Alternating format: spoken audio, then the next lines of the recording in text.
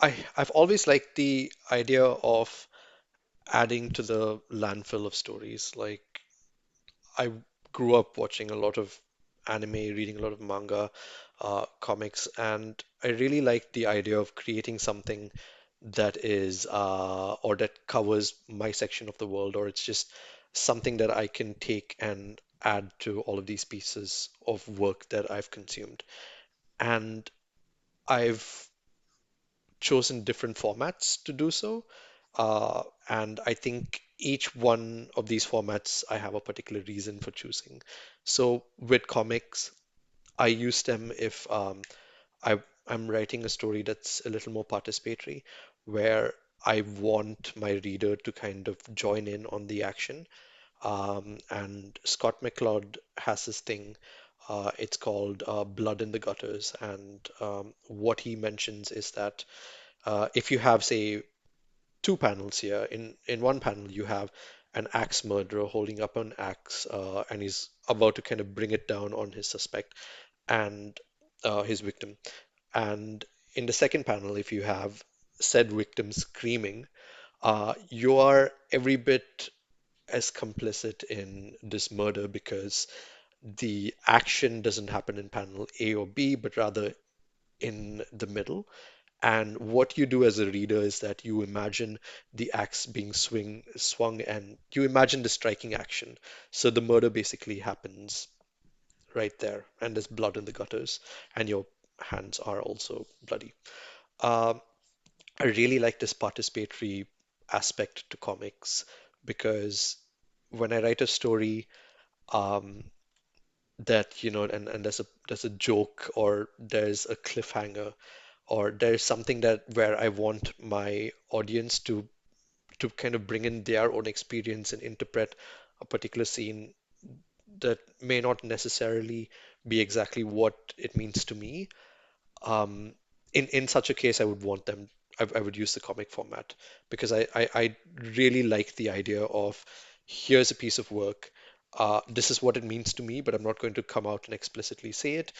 And you, as the reader, can kind of partake in this and take your own interpretation of what this is. And, you know, you basically become the third owner of the story with us, which is why in our bio, uh, in the Mitely and the Minotaur books, we have like the author bio, the illustrator bio, and then there's a you bio where you kind of just fill in your own details, and that's essentially what comics are to me, where it's just this communal activity where we are inviting you, the reader, to come and partake with us. Uh, with prose, it's again a little different because um, here I'm writing a story and I'm not too guarded about what the level of participation is going to be, or I'm not too guarded about um, the many aspects of it. In which case, like when you read a story like, did you know Hermione's supposed to be black, for example? Yeah, yeah, exactly. So like you read this story and then you picture a white girl as all of us. I I don't know if I'm making this up, so please fact check me on this, but keep it in, but do keep it in. Uh, so like and the locations and because when I write about a school, I am very much thinking about an Indian school, and I am going to be describing the benches, and I'm going to be describing different aspects. But if as a writer I forget to, expand into the visuals of it and provide you enough visuals and detailing about it, and you are, from some other part of the world, you're going to be imagining what a school means to you. So prose to me is something where there's stories where I'm not too guarded about it, and film slash plays are ones where I'm very guarded about it, and comics are that beautiful, sweet middle spot where you can either go here, there, or bring in a whole new interactive side to it.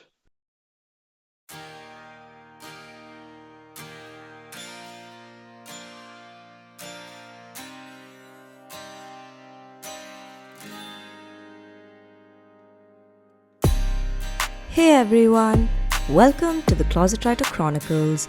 I'm your host Sangeeta. aka the Moody Marshmallow. You just heard our guest for today, Andrew Prashanth, better known as CG Salamander. Andrew is a writer, comic journalist, and editor. He has written books like the Methli and the Minotaur series, Nisha Small, Moo Dunnit, and more. He is currently based in the Netherlands as a commissioning editor for Springer Nature Group and has previously worked with Pratham Books, Pearson, and the Jellyfish Monthly. Before all this, he studied engineering and worked as a tour guide. Tune in to hear Andrew talk about how he found his calling in writing, his journey towards a fulfilling career in publishing, and more. Hey everyone, welcome back to the Closet Writer Chronicles. This week I have with me Andrew Prashanth, better known as CG Salamander. Welcome to the show. Okay, one of the first things I read while researching about you is that you are a fan of manga, Terry Pratchett, and cows. Before we get into anything else, kindly explain this one line, Andrew. Yeah, so manga, cows, and Terry Pratchett. I think the Discworld books were books that I read growing up, and I weirdly found them in these secondhand bookstores, and they were kind of just super ubiquitous and all over the place. And um, it's the same thing with manga as well as these larger fantasy series because they have these huge, big universes and worlds and I love the world building and I love the characters and how, just different arcs kind of play out and feed into each other. And ultimately, you have this one big piece of work. So, yeah, that's my love for manga and Terry Pratchett. And cows, I find them super calming to just look at them, Okay. chase after them in a non-threatening way, of course. Okay, because that was one of the first things I read, and I was just like, okay, this is an interesting sort of spectrum of things to be interested in. So, I was just curious. But speaking of manga, I don't know if I can say I read a lot of manga, but it was something that I did have a lot of interest in when I was in school. So watch a lot of anime as well. So yeah, so it's really cool to know that you kind of have interest in that space as well. But having said that, what were the kinds of, say, content that influenced you while growing up? In terms of writing, books, films, music. Who really influenced you or impacted you? Sure thing. And the way you said, I used to be interested in manga I still back in am. I school. don't know if Yeah, I'm like it, like it made it seem like, oh, you need to grow up. But no, no, not at all. but yeah, that's a really lovely question, and I think we're going to kind of visit a part of 90s or early 2000 history to kind of answer this. So my influences primarily come from books, movies, TV shows, and a lot of anime. And with books, it's fairly simple. I read a lot of Goosebumps because Mm, it's the only book that my school would have that was interesting in the library. So we'd have library periods. I don't know if this is still a thing where you crowd into the library and then you just read for half an hour, and it's sort of forced reading. And it was always fun to kind of read this Goosebump book and then go back to it and try and finish it or try and get through as much of it as possible. Um, but here's the history lesson bit. For anyone who remembers, I think somewhere in the early 2000s, or I don't know if it's the mid 2000s, mm, we used to have cable TV, yeah. and this sort of just disappeared. And then there was a transition to the set-top box. Uh, and I think there was a 2 year period where I was deprived of content. So I used to watch a lot of Cartoon Network and Nickelodeon back then. But Oh, then, same. yeah, so once this shift happened, I suddenly found that, you know, Animax was the only watchable free television channel. And then I just started watching a whole lot of anime, and just to give our listeners a bit of context, um, a lot of animes are super huge and super colossal, and they sometimes have prime time spots in Japanese television, and there are huge teams working on them, and they're more or less like the Tamil serials that um, we watch here. So I ended up watching a lot of that.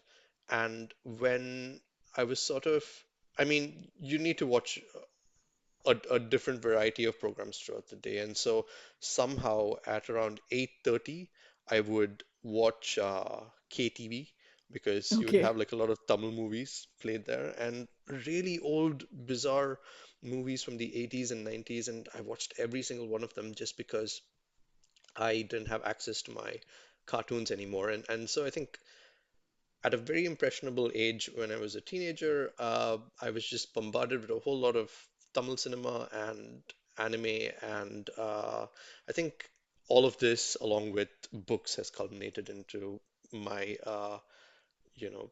references or things that went into shape my way of thinking. So, what kinds of anime did you watch? Because I used to watch Animax in school. I think it was like one huge rage when it came out. I used to watch a lot of Inuyasha, Full Me Metal too, yeah. Alchemist. Yeah. Yes, yeah. Wait a second. I thought you were like 21 or 22 or something. It's weird that you are. I'm 29, but I will take that as Oh a compliment. goodness. Oh my God. Yeah. Yeah, because like yeah, that makes sense, I guess. Yeah, Wow. also a lot of Inuyasha, We a are lot of exposing my age on this podcast, but okay now. yeah, I know. I honestly thought like this is here's some Gen Z person and I must inform them about this phenomenon when we made a shift from illegal cable operation to set-top boxes. But sorry, I think I lost track. Yes, Inuyasha and Cardcaptor Sakura, Oh, I love and that show. Yeah. there was also this thing about a cat that I would watch after school, Kiro or something like that. It was a black cat and it was a cyborg. It was Oh, something the cyborg character. Yeah, so when I say I watched Animax, I practically lived on Animax. So it was a lot of weird shows. Detective School Q. Yeah. Yes. Oh, I love Detective School Loved Q. that show. I read the manga. Yeah, So good. Oh my God. yeah, and the reveals and when class Q is actually the smart class and Yeah. goodness, yeah, it's all coming back. And there was Yeah. also something else that I just thought of as an anime, but I can't quite Death Note? remember Because it. that's like the other Yeah, Death Note is classic. also really good, but I'm trying to think of the more obscure, weird ones, like Ranma Half. Oh Have my you seen that? God. Yes, I Yeah, have. yeah. So I'm actually trying to scrape, like the One middle Piece, barrel the anime. never ending show. Yeah, but One Piece I'm very attached to, so I think it's the It's still best. going on. It is, yes. I gave up like after a point. Oh no, it's getting very, very interesting and it's getting much, much better. So Yeah. So interestingly, there was another guest I had on season one, Sahil Bhargav, who is a musician and an animation producer. And we had a really long conversation about manga and anime, and we went on for like half an hour about it. So I know we can go on about it here yeah, as well. But kind of, moving on. The other thing I want to ask you is, you obviously you've grown up with so much of content, and animation has been a sort of huge influence, right? Even in terms of the work you're currently doing and the kind of stories you're doing. But what is your earliest memory of really being, creative, and when did you start writing? this sounds like I can give you an answer that's a cop out because as far as I know, when you're a child, you just write stories. Like, regardless of if you want to be creative or not, you just end up writing stories. And I have memories where I kind of tried to rewrite certain Cartoon Network shows, like Tom and Jerry, for example. Okay. But I wasn't a very good writer then because it would all end with Tom catching and devouring or dismembering Jerry. But of course, you can't keep the franchise alive when one half of your show is killed off. Um, but yeah, it was just like weird stories about, th there's a problem in the ocean and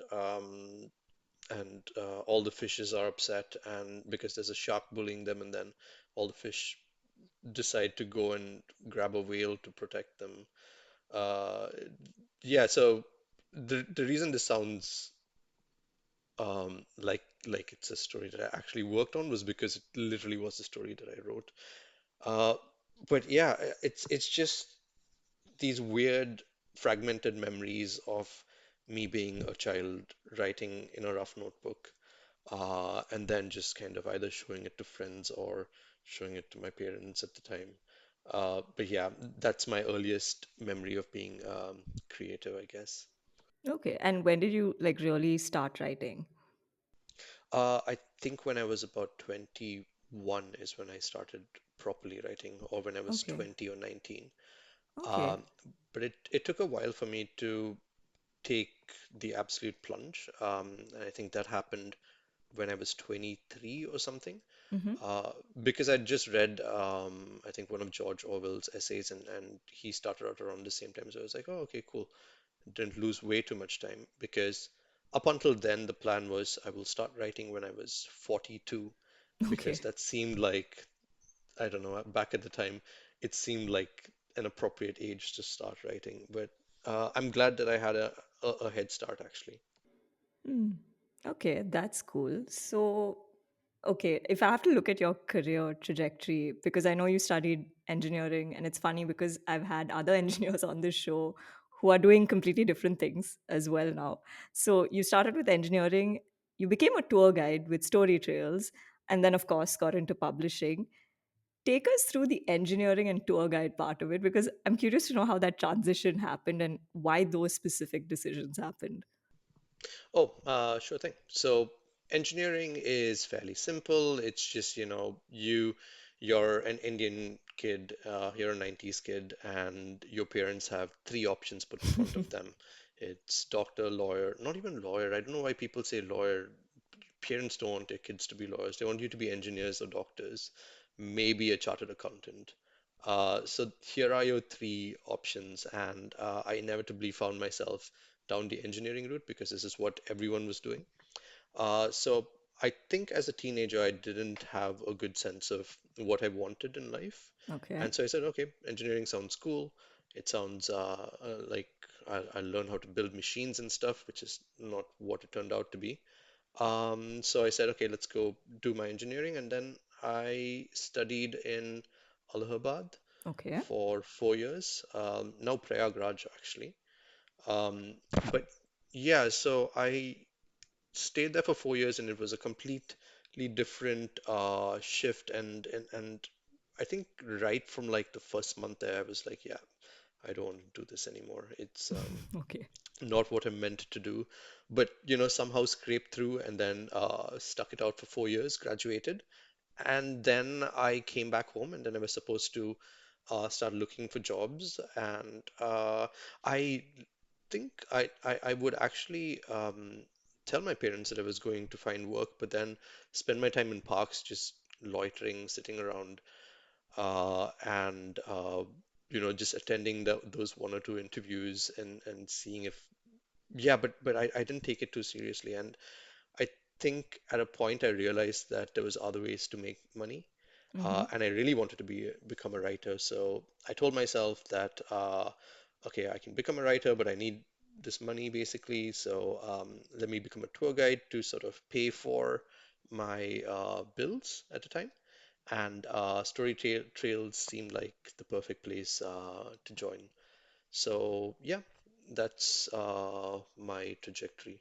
So the tour guide bit was just so that I could make ends meet, and I told myself that if I make as much money writing as I did with being a tour guide, then I'd make a soft transition out of it, and that's what actually eventually happened. So it was b basically just financially motivated. But did you have fun being a tour guide? Yes, tons of fun. It was super fun actually. So I was on the Bazaar Trail, so we Okay. would yeah. So this was Blacktown, which is right off NSC Bose Road, if anyone knows.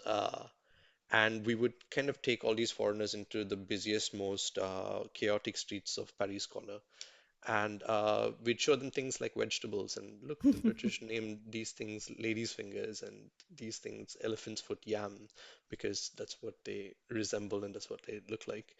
And yeah, we just talk about the architecture of, the Indo-Saracenic High Court, and then there was Armenian Street, which was my favorite part of the tour, Okay. where you have this Armenian church uh, that's been in existence for a very long time, and it's like an oasis of silence and calm. in Paris Hmm. Corner. So if you get the chance to visit the Armenian church, I highly recommend you do so, or the listeners as well. Yeah, So for sure. yeah, So, fun fact, I used to work in Paris Corner. Uh, so, I've actually never visited the church, but I will now whenever I go back that side for sure. Uh, but yeah, it's an interesting part of town. There's a lot of history, there's a lot of architecture, like you said, and it's just very rich in culture. And it's like its own sort of town or city in a way. But yeah, so then do you think any of those experiences also kind of seeped into your writing in a sense? Because, say, is there anything, say, from when you were a tour guide or engineering that you kind of take into your current writing?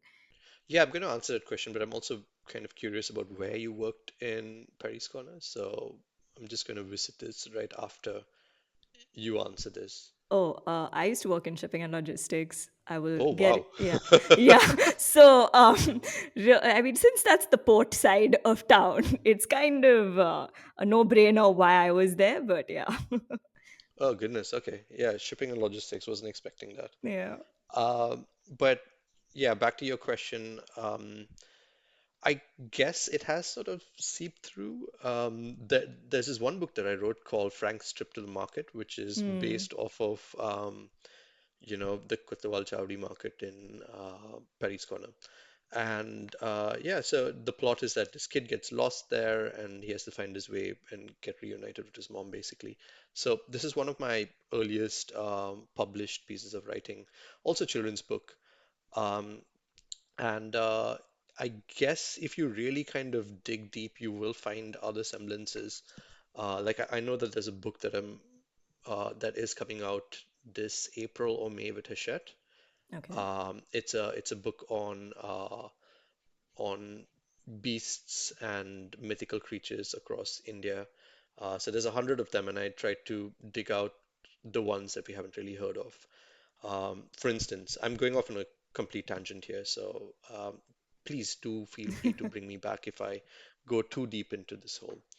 So my favorite beast from this book is the Asunam, Mm-hmm. and it is this serpentine bird-like creature that is super huge and fierce and formidable, and it's so big that it can actually lift a horse into the sky with its talons. And it lives somewhere in the Western Ghats, so I think it lives near Kodaikanal or something like that. And I think it's been referred to in Sangam literature, and the reference is that these beasts love the sound of nature and they love the sound of music. And whenever they listen to something melodious, they will come out of their caves and then they will dance to the sound of the music, which was also sort of their downfall because these birds were also phonophobic, which means if they listened to loud noises, they would collapse and Okay. maybe even die.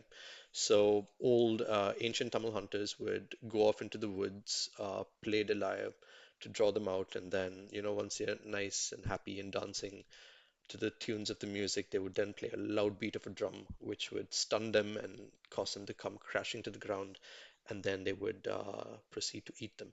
So yeah, so that's my favorite piece, and it's my favorite story from the southern region, basically. And yeah, so the thought of an Osanam back in Paris, which is super loud, yeah, I just tried to bring it back to where we were, full circle. So, no, but it's interesting that you've kind of taken that kind of inspiration, right? Just from other work you've done and also just sort of the life you've lived and places you've been geographically as well. But, and folklore is something I do want to come to later on. But before that, how did you then decide to take the plunge into publishing? Because you said you kind of knew you wanted to do writing professionally and get into this space, but then how did you really make that jump? I know I read that you did self-publish your first book at 24, Palms Foster Home for Peculiar Stories, if I'm Yes. right about that. So how did that plunge happen for you? So I think what happened was that I was around 23 and I was just writing stuff and not getting it published per se. I think maybe a couple of short stories had been published, one with this anthology called Helter Skelter. It was Mm. in volume 4. I think they're on volume 8 or something now. Uh, and the second thing was some short story that got published along with associated with a literature festival or something like that. Um, so yeah, so I was kind of just very impatient. I was in my early 20s and I wanted to be published. So I said, okay, let me just kind of do it myself, which was a super valuable experience because I got to know the business behind publishing. Mm. For instance, if you say if you print a book and it's priced at 200 rupees, back at the time Palms Foster Home was priced at 200, but I remember that the print cost for each of these books was just about 55 or 60 rupees, and you need to kind of price it higher because a fair chunk of your money goes into distribution Okay. around, yeah. And so publishing is not a good business at all, is something that I learned right off the bat because the the bottom line that you're left with is very little. Yeah. And I mean, I think even till this date, there are a few copies of Palm's Foster Home just kind of there in my house on the loft, just staring at me. Because I remember the break-even point was like 300 books or something to be sold, and then I'd sold 400, and then after that I kind of lost interest because it takes a lot of effort and time to sell these books Yeah. and make sure they're in libraries. You need to go and visit like the few independent libraries that will keep your book. And yeah, it is a nasty, horribly boring business. And yeah, but I am grateful that I knew all the steps that it entailed, Mm-hmm. like the editorial process where I had a freelance editor take care of my work. And then there was the cover illustration, so on and so forth, and basically just all the way from conception to print.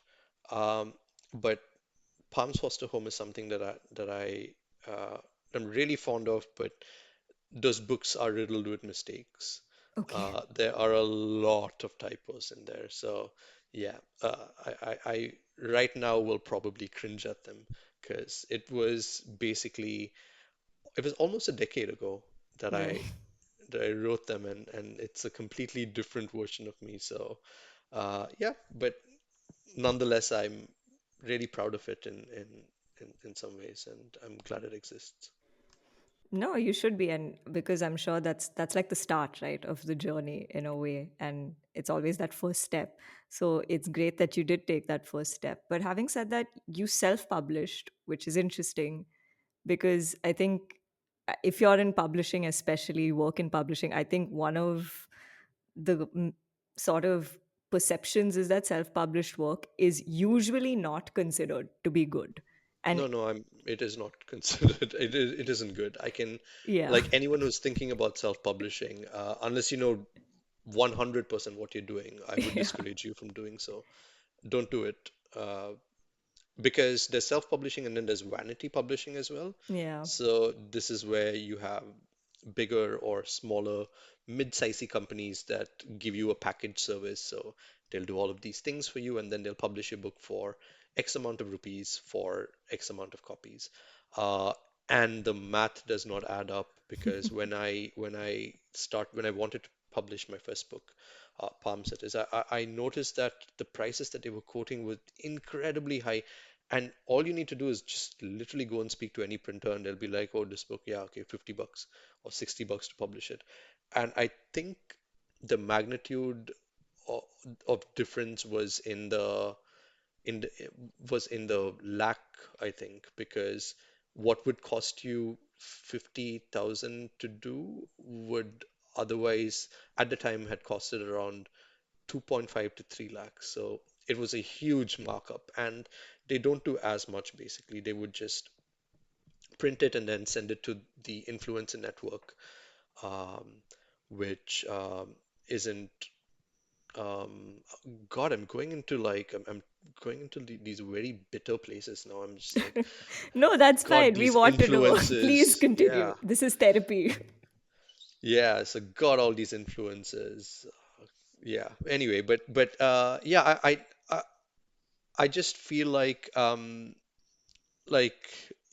as genuine as it would be to have an influencer kind of um, talk about your book, it doesn't translate to sales as much. Hmm. And it's because I've been tracking this last year quite obsessively. Oh, okay. Um, yeah, and even a tweet or an Instagram post from someone who has 1 million followers, and over here I'm not talking about an influencer, but someone with a lot of credibility and sort of a big name with as many followers. So even when they do it, it's a dent.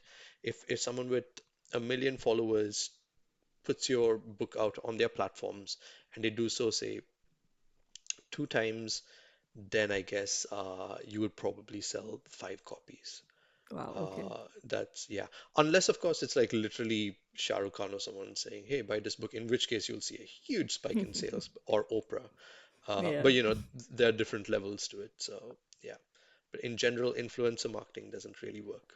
This is where we give a shout out to Shreyana Bhattacharya's Desperately Seeking Shah Rukh, a book which has really like gone off the charts, I think, when it came out. But great book though. But no, the reason I wanted to ask is then why did you take that decision to self-publish if you Oh, were I or was just weren't aware? impatient. I Okay. was completely impatient. I just wanted to see my work in print, and I think I did end up leveraging this book to get other book deals because Okay. uh, people were asking very few questions at the time. I think it was because self-publishing wasn't a thing, so Back they then? just thought, oh, yeah, it wasn't as um, it wasn't as common as it is today. Okay. So I think you only had Poti who was doing this. You didn't even have Okay. Notion Press back in the day, and I think Yeah. Notion Press is the biggest player of self-published books right now. Yeah. Um, so yeah, I was super impatient and I wanted to get it out, and it was, a thing that I would show people at the time, saying, "Hey, look, I have book," and yeah. It led to other opportunities for me, and I think this is what led to me also getting my BLPS books, which, for anyone who doesn't know, was a publisher based in Chennai. I think they were in Adyar, so clearly the wrong side of Chennai, but nonetheless, they were based out of Chennai. And I had a set of four books with them, and they did incredibly well. I think these books sold about like 10,000 to 6,000 copies each. Oh wow. Um, yeah, and this kind of, and they also did send me places. They sent me to Delhi to like go to um, Kickstart or Jumpstart or something it was called. So it's basically this place where you would have all of the other children's literature people, and they also sent me to some other place where I just spoke to other children's literature people, and then one thing leads to the other, and you end up publishing children's books. So Hmm. yeah. But then, yeah, so then that's the other part of it. You decide you want to be a writer. You get self-published, and of course, you're getting other opportunities after that. But why children's literature? Considering usually that's not something a lot of people like get into organically. Usually, when people are like, "Oh, I want to be a writer," it's like the immediate thing is, "Oh, adult fiction or non-fiction or whatever." Why children's writing? So it was never particularly children's writing at the start. Mm-hmm. I think some of like the stories that I've written for adults or are published in magazines and or journals, I I think they do exist. It's a different side of my writing, Mm-hmm. and I think the the script I'm most proud of is a work for adults, and I'm looking to place it at the moment. Uh, but it was very money led at the time, and this sounds very counterintuitive because there's no money in children's publishing, as you Yeah, may I know. know. But you're a tour guide, you're doing stuff, and then you see this one outlet or avenue. And also comics. I was doing a lot of comics back then, which was not necessarily for children. Actually, it was not for children at all. So I was doing journalistic comic pieces for the Mint and a few other publications. And this is what actually paid the bills. Because I remember back in the day, you would get paid like 30,000 rupees for a decently sized comic. And this was 2013 or something. So Okay. it was, you could make good, decent money back in the day if you had, like the right comic people approaching you. And I mean, the payment was horribly delayed, but it was still money. Hmm. So yeah, so I think I ventured into comics a lot, and then that sent me on a tangent. And then also at the same time, I had gotten with the BLPS people. Okay. Uh, so BLPS is Miss Moochie, by the way. Um, Okay. and that sent me off on another tangent. And then I just ended up doing these two things. And I would do a lot of comics and a lot of children's content. And at a point, you just get approached for this kind of work. Um, so I think with comics, I have about 100 plus published. And with children's books, I think maybe I don't know the number because I did a lot of commercial projects as well. Mm-hmm. So my stories are there with Pearson as part of their curriculum and also Oxford University Press, etc. Mm-hmm. Um, speaking of which, I should remind them to pay me for my royalty because Oh my God. I own the rights to those, and yeah, it's it's a lot of tracking and admin. People don't realize the amount of admin that goes into like doing something creative That is so true. because you need to chase people for stuff. It's yeah. The thing is, okay, you got into children's publishing then kind of by chance, but you were involved with, say, like the Jellyfish magazine where you were one of the founding members, right? And you were the managing editor, and then you were with Pratham as well. So then did your perception at some point change for you to get so kind of heavily involved in a sense with children's literature? Yes, absolutely. The more I worked on it, the more I loved it. And there was this weird sort of freedom with children's books, and you can be super silly. It's actually encouraged to be silly with children's books, and I absolutely loved that. Uh, and I think children's books were taking more risks and are still taking more risks at the time Yeah. because you don't have too much of a scanner on them still. And I guess it was the best outlet for me to express myself creatively. And I started out with picture books and also a few middle grade novels. Hmm. But I've always wanted to bring comics into the children's book space. And so if you notice, like some of my books with Pratham, like the House of Cloud series, which is about a girl in anyway. I'm not going to go into the details of the book, or also Arun in Ruins. They're all sort of semi-comic, um, picture book Mm-hmm. pieces of work. So there's like a clear transition where, you would see me going from proper picture books to trying to go for something hybrid and then just kind of transitioning to full comics, as in Mike Linney and the Minotaur, so on. But coming back to Jellyfish, I uh, we at that time I did want to create, or recreate some of the magazines that we used to buy when we were in school. And Like Tinkle? oh, no, I think there was another one, a more local one that had a run for like 3 years or something like that and stopped.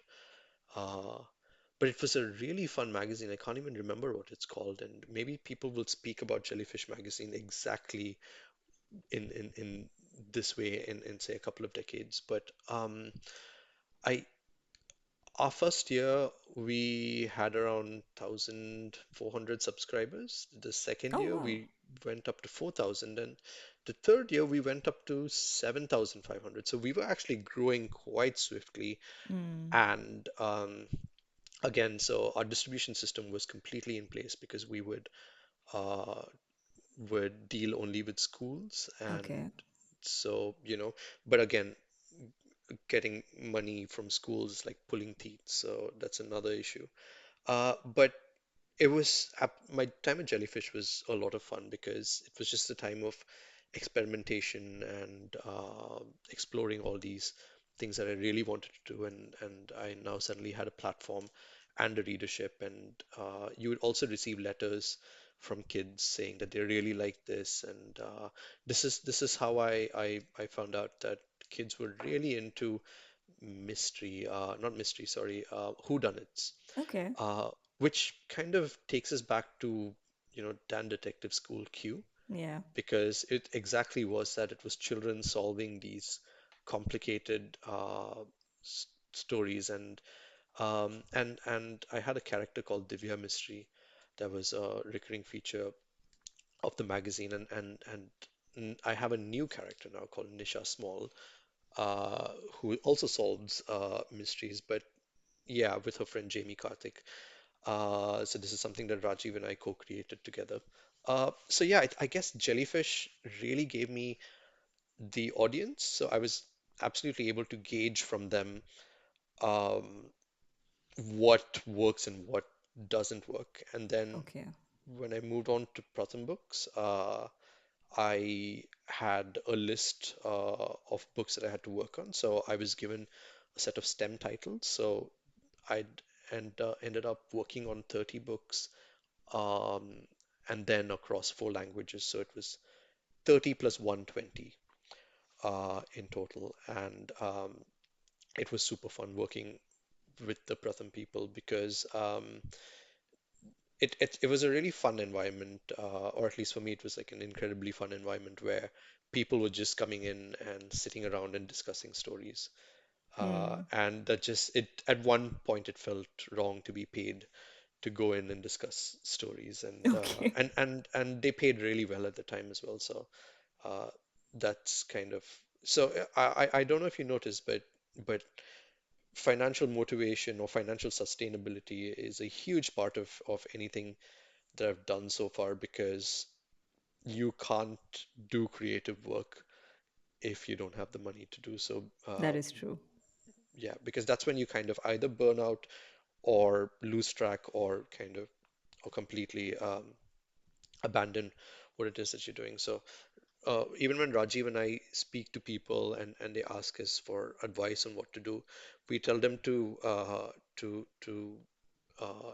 prepare for the IEEE or JEE exams or NEET exams, and then write that and become a doctor. I Okay. mean, we're being facetious for the most part, but it does. You would need to have your finances in order. If not, it doesn't work.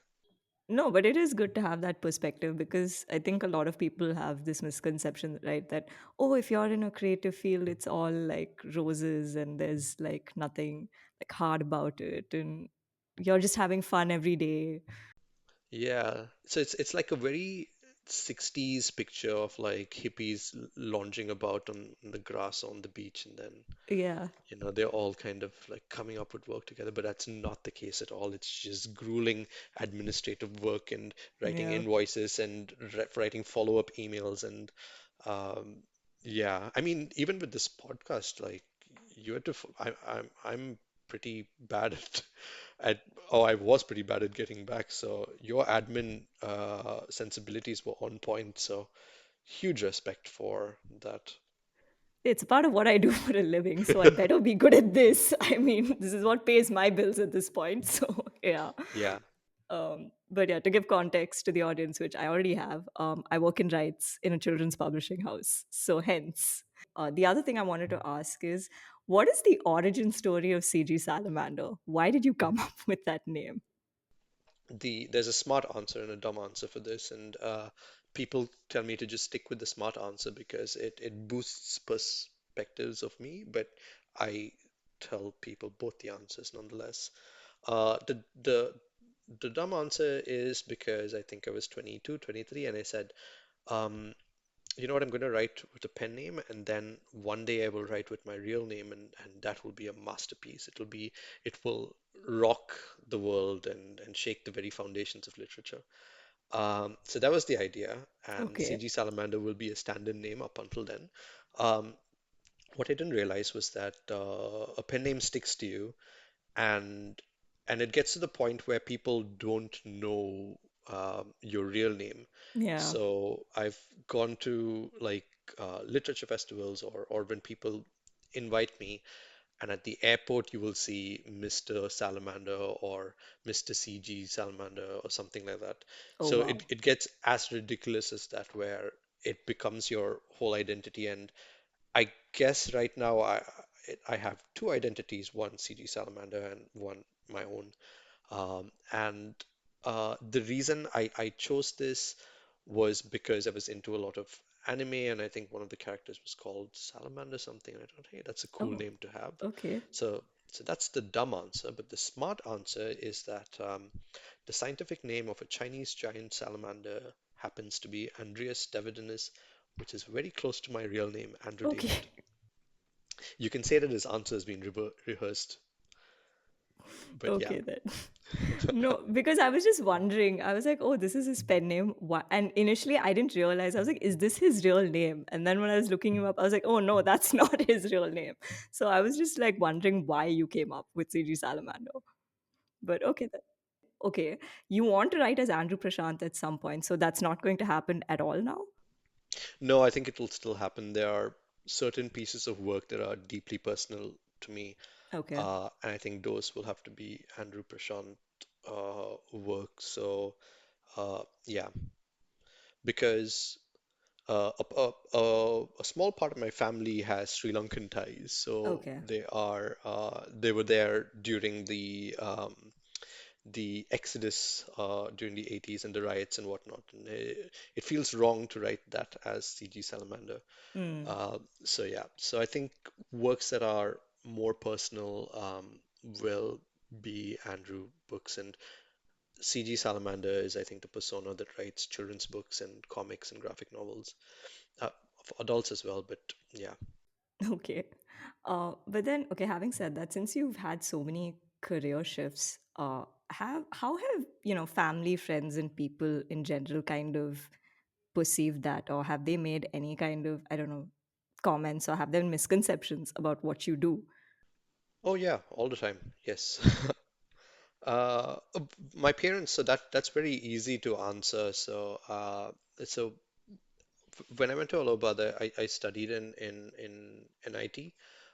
So it was a moment of, I mean, it was a thing of pride for them because they were like, oh, okay. They were basically living the Indian dream, where you have like these two kids and one of them is an engineer. And when I decided that I didn't want to go down this route, my parents very swiftly and very wisely said to themselves, you know what, let's focus on the other kid, my sister, uh, who up until that point, my sister's incredibly stubborn, by the way. I think she is more stubborn than I am, and I've been super stubborn about writing as well. And it's, I would say, my best and my worst trait because when they would say, hey, are you sure you want to do this? I would be like, yes, I am going to become a writer and I'm going to absolutely do this, and this is what my life entails.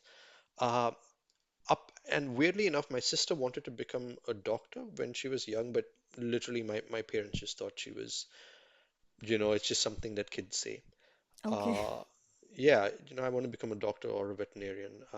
And my sister was so stubborn and so serious about it that at one point my parents knew that they had to pivot and focus on the other kid. And they did focus on her, and she's now a surgeon, so good on them. Uh, but, you know, what was the question again? Why did I take this weird tangent? I don't know now. Even I forgot what the question was. Yeah, oh, Oh no no no family. no! It was family. Yeah yeah yeah yeah. Yeah. So my parents had a coping mechanism where it's like focus on the second child and not so much on the first. And then I just went around doing my thing. And at one point, I went into editorial work. So, hence the jellyfish and then the Pratham books uh, tangent, basically. And that kind of led to more and more and more editorial work because I also worked with Pearson and all the other Indian publishers. And at one point, I decided, hey, let's try to do some editorial work abroad, and eventually moved to the Netherlands. And now I am a commissioning editor with Springer, so taking care of a portfolio of scientific journals. Yeah, I know. So yeah, yeah, it's been really crazy and really mad, but then I think leaving me to my own devices was the best thing that my parents and my family did. Because there were a lot of people trying to talk me out of it, saying, Hmm. this is not a good career path for the middle class, and like you can't do this. But and they were absolutely right. Like, oh my goodness, like the if you ask me to go back and do exactly what I did again, like in my 30s, no way. I would not do it all again. But having done that, I have absolutely no regrets. No, Cue but music. Sorry. yeah. What are we? Eye of the Tiger, Gladiator. I don't know, but yeah. Yeah, No, but something inspiring. no, but no, the reason I asked that is because there was again another guest referencing who I had, Suchin Mehrotra, who was an investment banker and then became a film journalist. So he was talking about like how when he made the shift, he was like, yeah, my parents were just like, no one got it, like family and friends, but he was like, I knew that this is what I wanted to do. So it's just interesting to kind of hear, different stories about how, people kind of go through these sort of shifts. And because as it is, I feel like you're internally dealing with that shift yourself, in terms of questioning yourself, like, is this right, is this wrong, is this good for me? And then you have like so much of external noise kind of also sort of questioning you, which can be very conflicting and can just cause a lot more confusion. So it's just good to get perspectives on this. So, like, the external noise was certainly there, but I think I was just like a really dumb 20-year-old. I had no internal voice at all that was telling me that, Okay. this is why you're doing this. That started popping up literally a year ago. I think like when I turned 31 or something is when it actually happened. But I had zero internal voice, so I was able to take a lot of risks. Hmm. Um and yeah, so I think I had like full clarity. And even right now, right, like the internal voice it's very muted. Like it it it's just there, but it's so silent and you really have to make an effort to listen to it. Um, but I guess I kind of get what you mean. Like, do other 20-year-olds have, like a voice telling them what you're doing, like rethink your decisions? I mean, apparently it is so for Gen Z, and I guess a lot of. I mean, I'm almost How 30, about so you? I don't really know Like, if I really come into this anymore. But yeah. yeah, but when you were, say, 22 or something, were you just like questioning? I mean, Oh, when you were logistics and yeah, I had an shipping. existential crisis, like a major one. I had an existential crisis even last year when I like got into publishing, but then after that, I was like, nope, this is the right thing for me to do. Okay, talk to me again in 5 years. We'll see. I feel like I'm someone who will just have existential crisis at some point or the other, and I'm prepared for the next one, but I don't think it's going to happen for a while. But yeah, Fair enough. because But I am an overthinker. But yeah. oh yeah, yeah. So I'm a note thinker. Um, my girlfriend is an overthinker, so I think like it's good to pair them together and then just send them off into the world. But yeah, I just act for the most part. I don't do dumb things, but I do dumb things sometimes. Oh, who am I kidding? I do a lot of dumb things.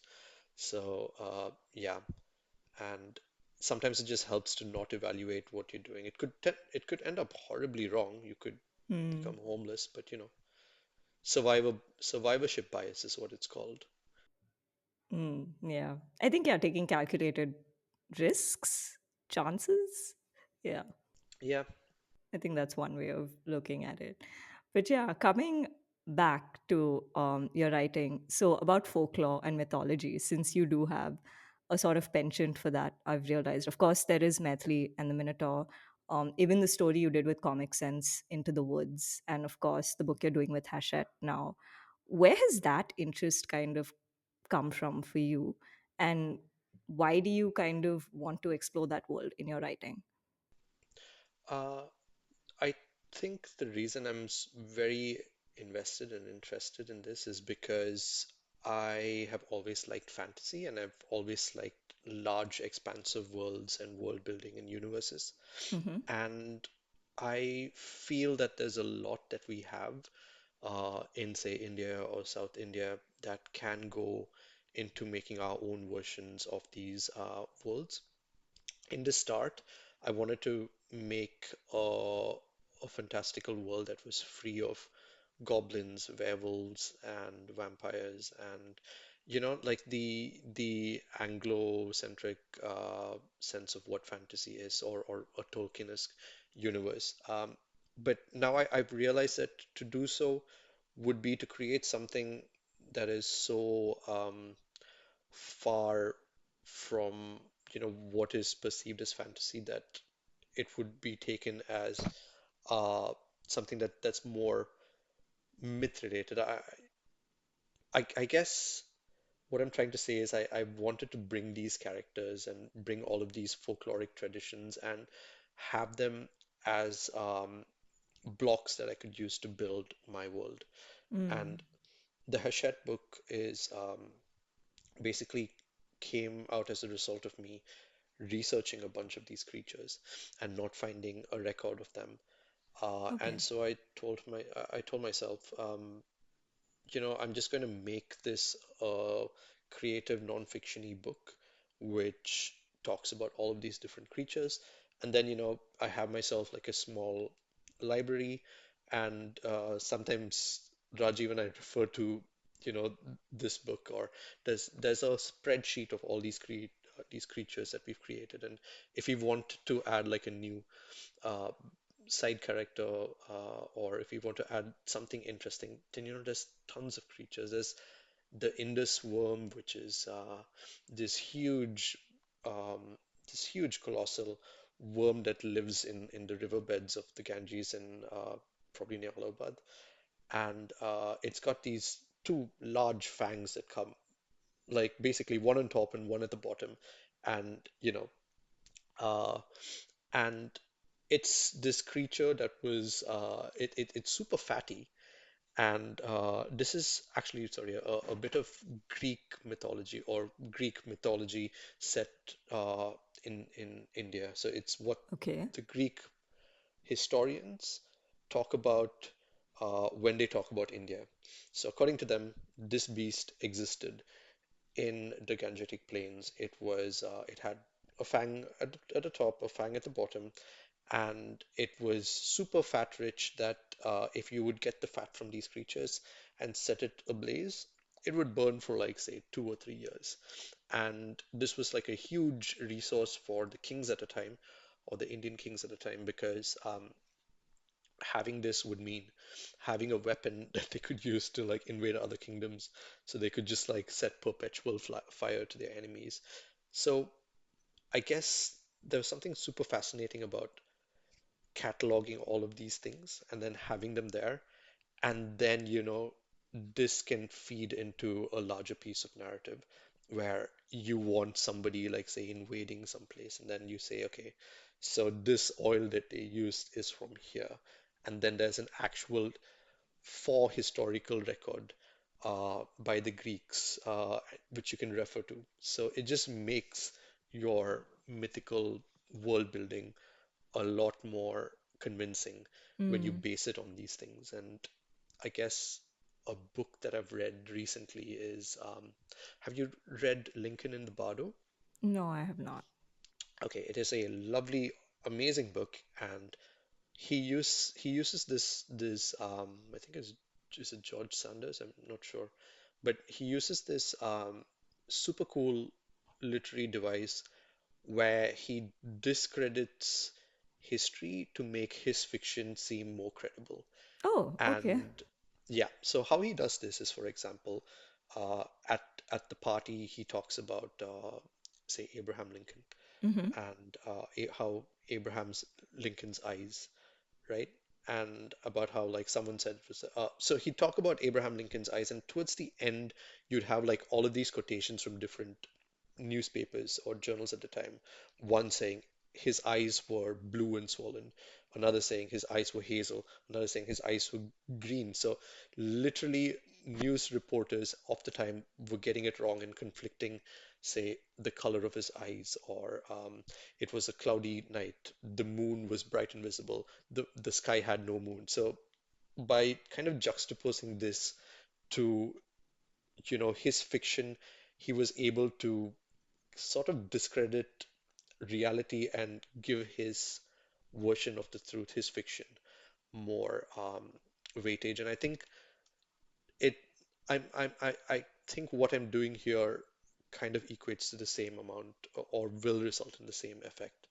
If I use these creatures, bring it here and say, this person, Pliny the Elder, has mentioned that this particular creature lived here, and Sangam literature said this about this particular thing. So yeah, No, but that's really cool, and I'm honestly excited to read this book you are coming out with Hachette, for sure. I read Methley and the Minotaur, and I loved both the books. I think it's an incredible series, and yeah, I get the hype now that I've read it. But yeah, it's really cool to kind of see you doing this in a sort of Indian South Asian space where we haven't really seen very many characters in series like these. So yeah, more power to you, and of course Rajiv Eipe, who's I think worked with you on Methley and the Minotaur and a bunch of other books as well.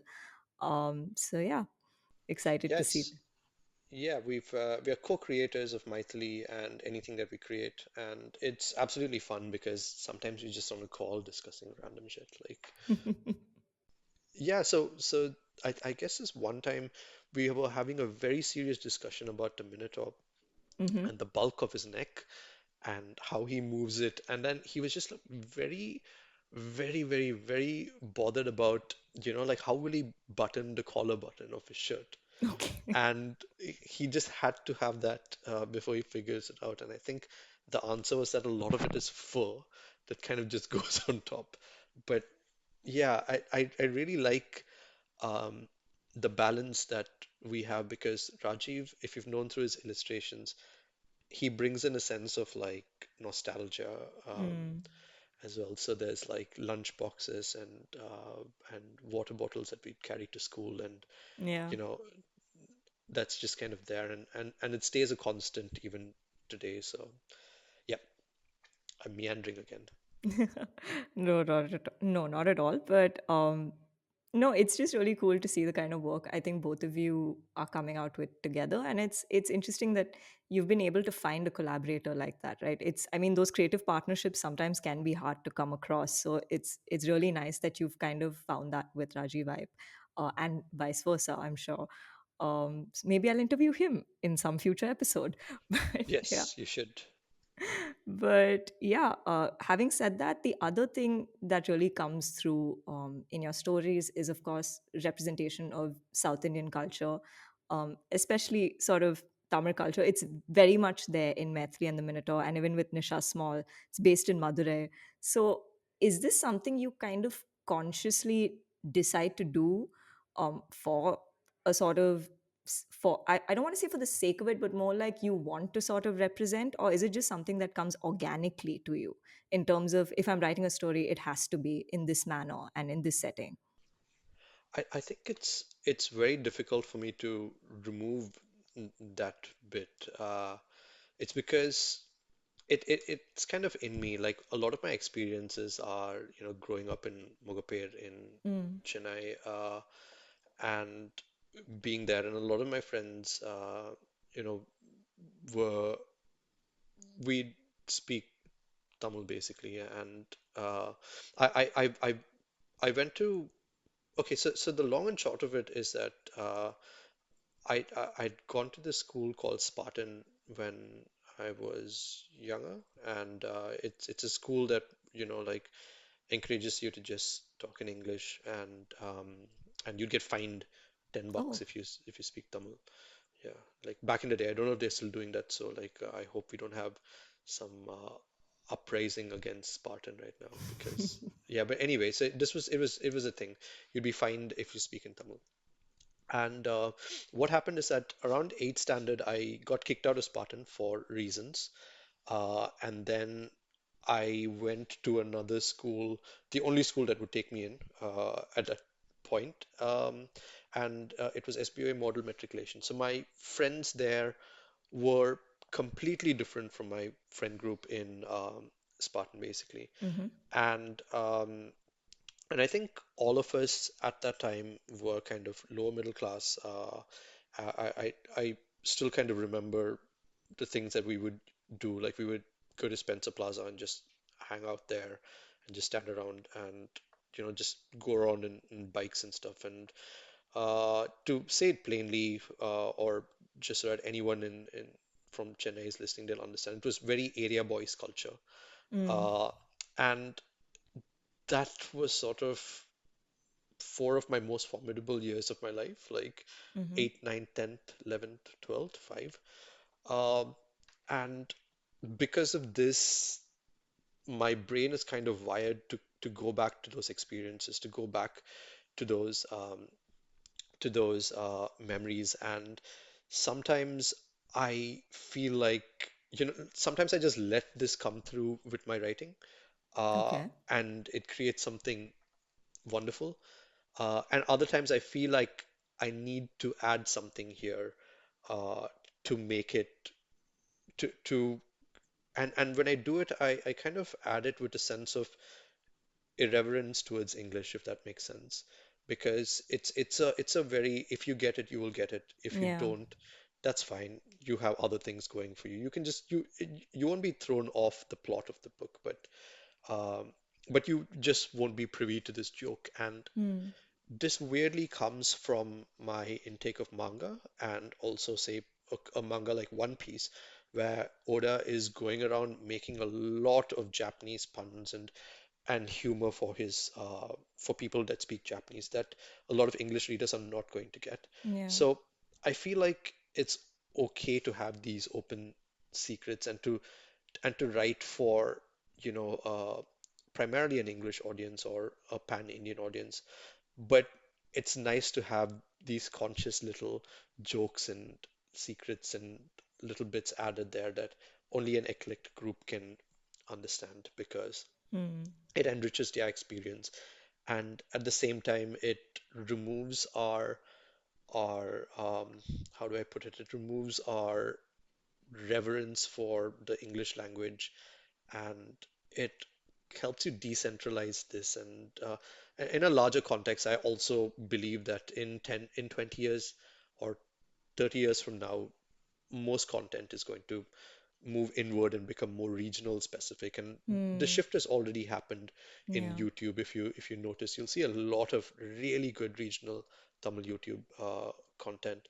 And it's inevitable that we go there, and I kind of want my work to represent A, who I am as a person and all of my memories, but B, I just feel that this is where I'm from and this is what I know, and Yeah. so I'm going to write this very long-winded answer. No, that's really cool, and more power to you, because I found it really cool that you did that with the books, with a sort of um I don't know if fearlessness is the right word, because there wasn't, and the reason I say fearlessness is because there didn't seem to be any sort of thought of, oh my God, will I be alienating so many people by saying this or by mentioning these words or, whatever. But which I thought was really nice because, I mean, yeah, regional content is great. I mean, internationally also, if you look, I think the way, say, of course, Japanese anime, but also in Korean content, right? Like K dramas and stuff, like they've kind of pretty much transcended language at this point, and I think that's fine. I think that's pretty much is the direction a lot of Yeah. content and storytelling is taking today. Um, so more power to you for doing that. But yeah, what do you think has then changed in the whole, like, comic graphic novel scene, say in India or South Asia? The reason I'm asking this is because I don't really, or at least my understanding of it is, I don't think it was necessarily taken seriously, say even 10 years ago. And today in publishing, you do see this sort of trend of where actually comics and graphic novels are making the sales. They are sort of on an uprise trend. In fact, if I talk about Tulika itself, we've started a new imprint, which is the graphics imprint, which is about graphic novels. Wait, And what, really? yeah, we've got three new books. We will talk about this later, Salamander, if you want to Oh, write a book for us. oh, wow. Yeah. There you go. The rights and permissions person at work. even on a podcast. Oh my God. Yeah. But yeah, so it is pretty much on an uprise. So what is your take in terms of the way you've seen it sort of grow and change? For some reason, I can just envision like a graph in front of me, like a stock ticker graph, and like I'm gonna try to look at give you an overview of like Sure. all of it, like an all-time high. So if this is the comic graph, so this is X and Y, and over here, right? So this is when comics, were not a thing. And over here we have the 70s and the Hmm. 80s and the 90s. You'll see this huge uptick in the 70s, 80s, and 90s. Okay. So this is where we have we have some Amritsar content, and they've taken the market by storm, and you have like a lot of regional players also producing comics. But also, if you remember, I don't know if you would, because you wouldn't have a need to sit outside on those benches in a salon, because sorry, I'm kind of like mixing two things, but these barber shops that they had back in Ah, the yeah. day in like Yeah. 90s? I don't Yeah. know if My like father girls still went goes. and got their No, cut. I never went. My father still goes, I No, think. no, I still go there. It's Yeah. nice and neat. I went there like 2 months ago when I was in Chennai, and I was like, I told my girlfriend that this is where you get the best haircuts, and I came back with like cuts on my face. Oh my God. So yeah, I think this time around the standard had dropped a bit. But anyway, point is like outside on the benches in the 90s or also the 80s, you'd find these comics there. These comics completely Hmm. in Tamil, full Tamil comics, and they'd be of cowboys and like spies and stuff like that. And this was because there was this whole syndication thing happening and this whole translation movement where they would buy lesser known comics from the West, and then just translate them, write Tamil text over them. And this was a huge thing. So at its heyday, comics were really up there. And then Doordarshan came along, I think. So this would be Hmm. early 90s, and then there's a deep downward spiral. And since then, in if you take the larger scheme of things, and if this is the graph, I would say we are still here. You have certain upticks here and there, but Okay. we are still almost flatlining. So I think Okay. that's where we are with comics today. With regards um, to is it taken seriously? I think in 2006 to 2008 there was a movement. Mm-hmm. So this is when with like say Kari and Apupan's books, the the Moonwood series, I guess, had all come out, and there was this kind of reverence for graphic novels with the bigger Indian publishers. Mm-hmm. Uh, but again, book sales were paltry, and like we haven't touched those numbers, the 70s numbers. So this has sort of been an on and off thing where, like you would have like a small uptick in graphic novels, and then it'll die down again. And then you'll have another resurgence in like, say, 2015 or something. There was one, and then it'll die down again. And now we're having the 2021 resurgence that will probably last 2 years. So Hmm. let's like all milk this swiftly, and then let's see. Um, but what I do think is going to happen is non-fiction comics are going to take off. Yeah. Um, Mm. and I think that is the space where if you're a publisher looking to make money, that's where you need to be. Mm-hmm. Uh, and in terms of fiction comics or larger pieces of work as comic books, they lead into film and adaptation rights. Mm-hmm. We've been asked for Maithili and Minotaur. We've been approached a couple of times, but I think Rajiv and I, at this moment, have turned everything down because we want our story to be kind of set in, like, because it becomes weird if you agree to a film adaptation of your comic or your piece of work before it's actually done, or before both of you know. Like, I know the ending.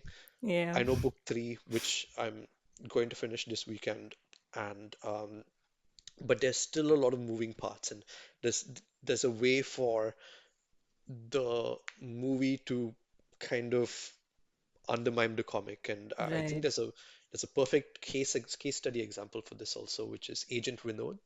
If you Agent Vinod was a I was comic. actually thinking of Full Metal Alchemist because that's what happened. They did the show before the manga was Oh, done. really? Yeah, there's two versions of it, Oh, yeah, yeah, Brotherhood and yeah, and Full Metal yeah, Alchemist. yeah, you're Yeah. right, yeah.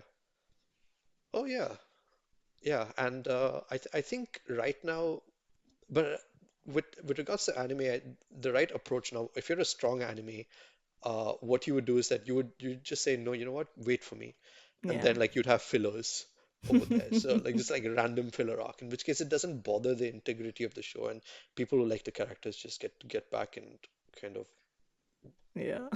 do dumb things with them. But yeah, yeah, you're right. Yeah, so I think nonfiction comics, there's going to be a huge resurgence. I think we're going to go places with that, because it is an easier content or an easier format to for kids, I suppose.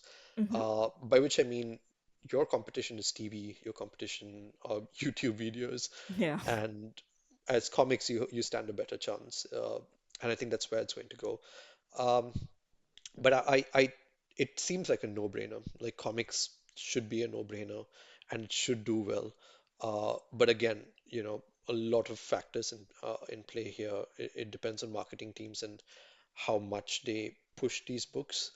Um, And yeah, but no, now we're sort of coming towards the end of this interview, and we always end with these last two questions. So the first one is, what are your aspirations? What are you looking forward to in the near or even distant future? This can be personal, professional, creative, absolutely anything. oh, Professionally, I think I'm looking forward to the third Mighty and the Minotaur book, Hmm. as well as my Hachette book. Okay.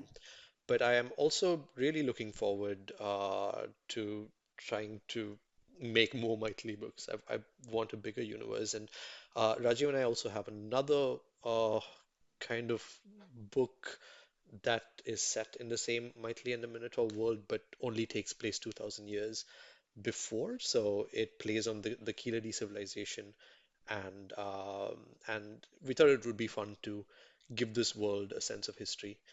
So we have a story, and we have it um, written, and it's also illustrated. I think the like it's not the final illustrations, but it just needs to be colored essentially.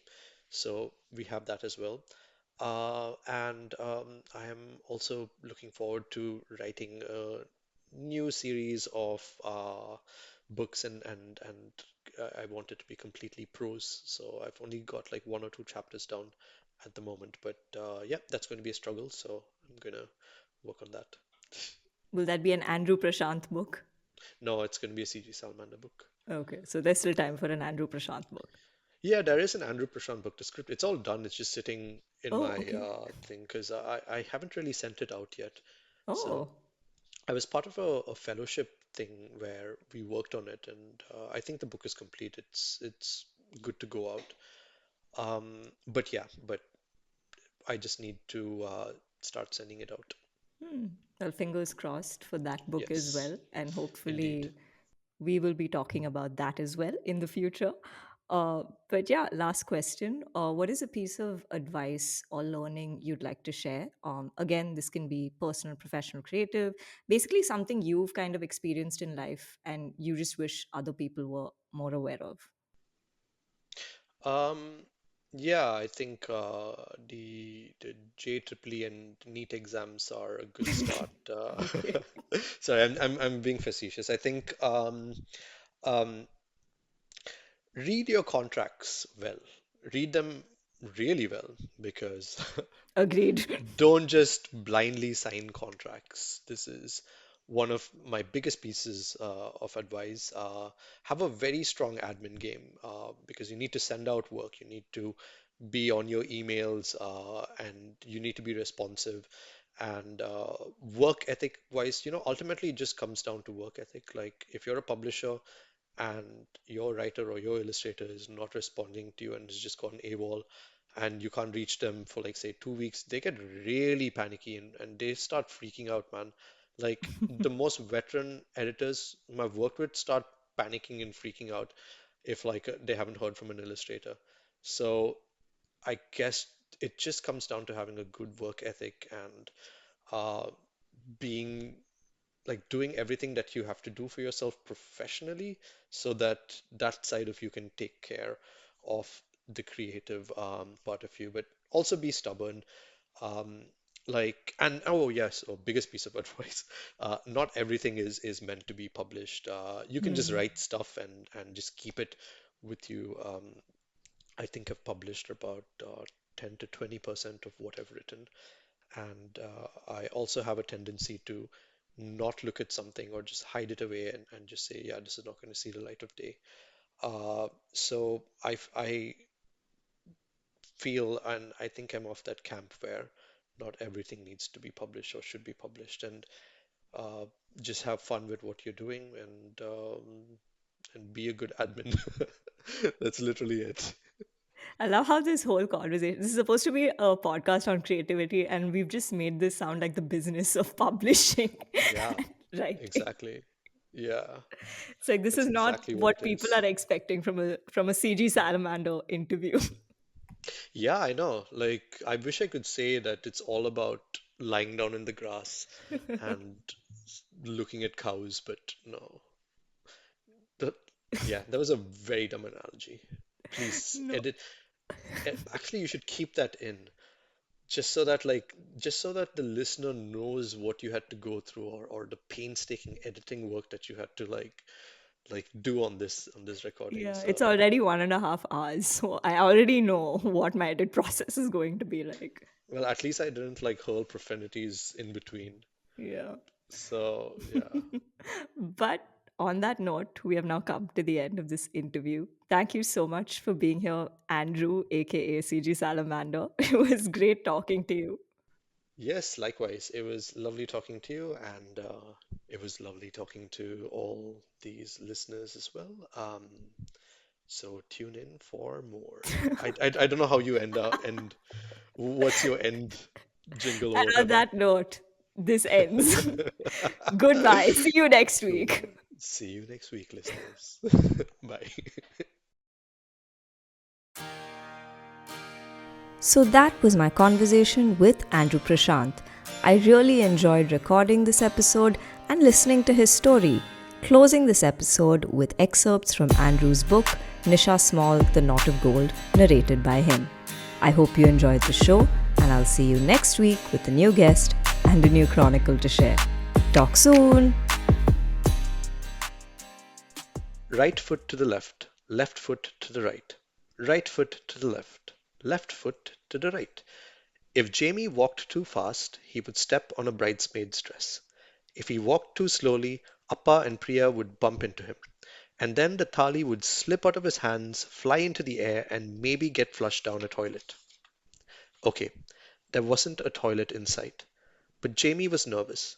And when Jamie was nervous, he saw toilets. Toilets blossomed out of the floors. Commodes clung to the walls. Ancient Roman-style toilets replaced the benches on which the wedding guests would sit. The more nervous he got, the more toilets he saw. And the more toilets he saw, the more nervous he became.